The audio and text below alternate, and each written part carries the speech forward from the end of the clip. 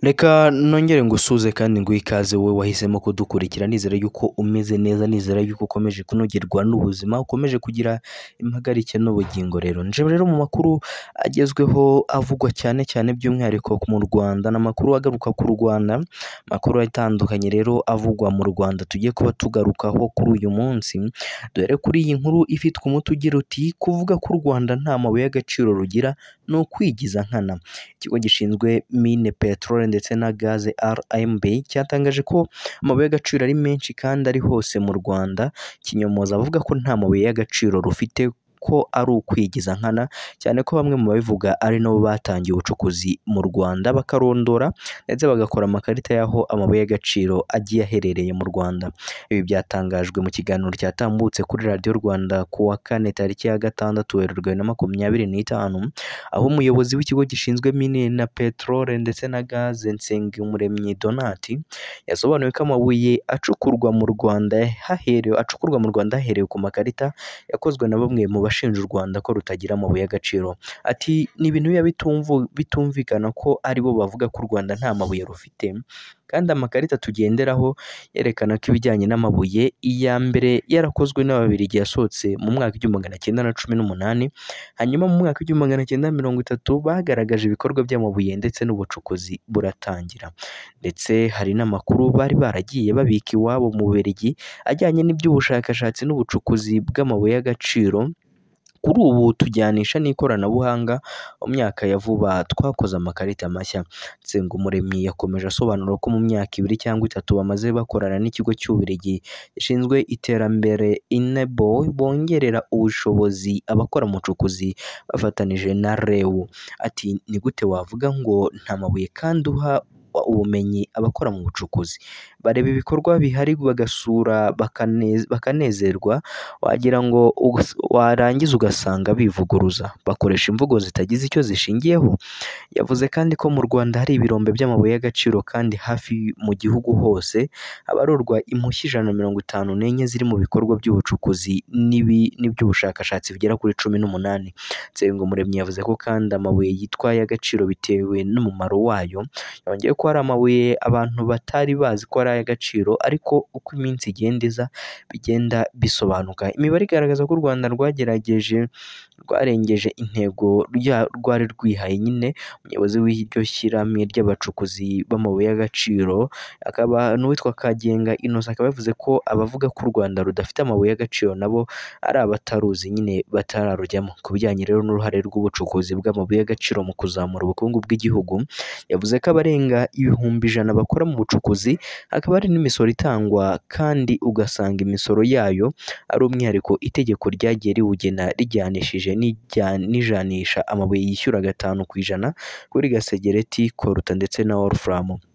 Ibituma rero umusaruro w'ubucukuzi bw'amabuye y'agaciro uzamuka ni ukubera ingufu zishyirwa mu bushakashatsi butuma haboneka icyerekezo cyo kumenya ibicukurwa. Umuntu azi ibyerekezo, uzi ko hari amahirwe afatika ku buryo ucukura ugakomeza no mu yindi myaka. Nyine gukoresha ibikoresho bigezweho, imashini, akazi gakozwe mu kwezi imashini igakora nko mu cyumweru kimwe gusa. Kuzana inganda nta mabuye yatakara, imashini yayungurura neza ntugire ayo utakaza.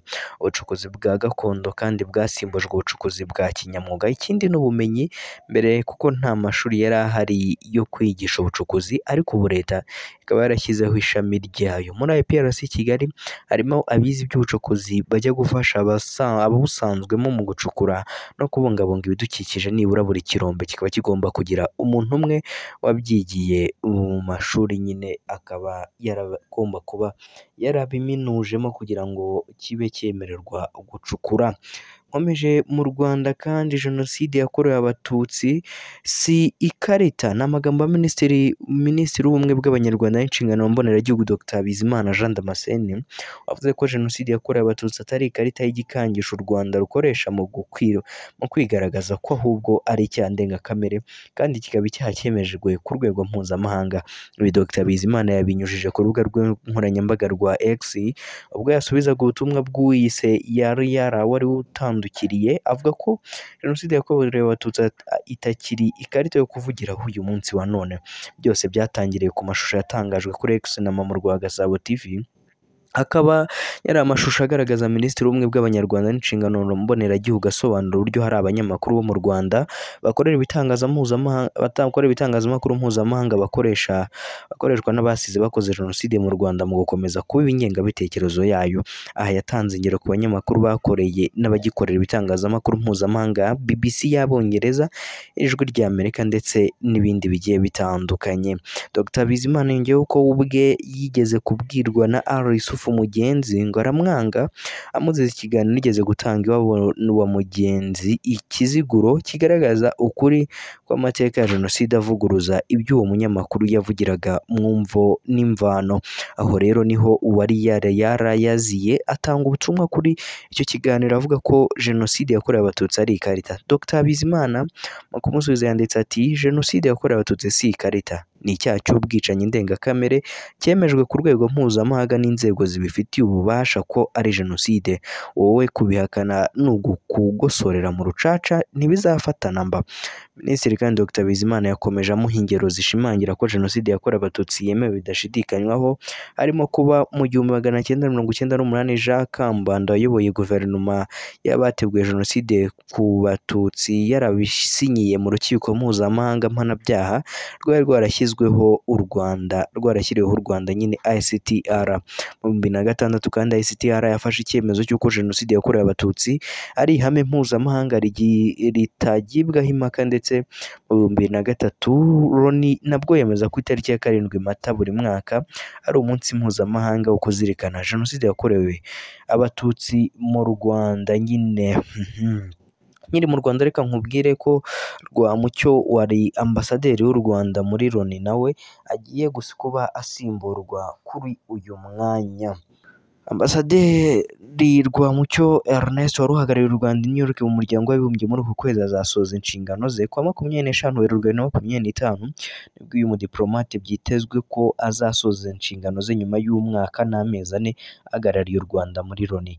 Iby'aya makuru bigaragarira mu ibaruwa aheruka kwandikira ubutumwa bw'u Rwanda muri Loni asezera kuri bagenzi be, aho yashimiye ku bw'ubucuti ndetse n'ubufatanye bamugaragarije mu gihe bari bamaze bakorana.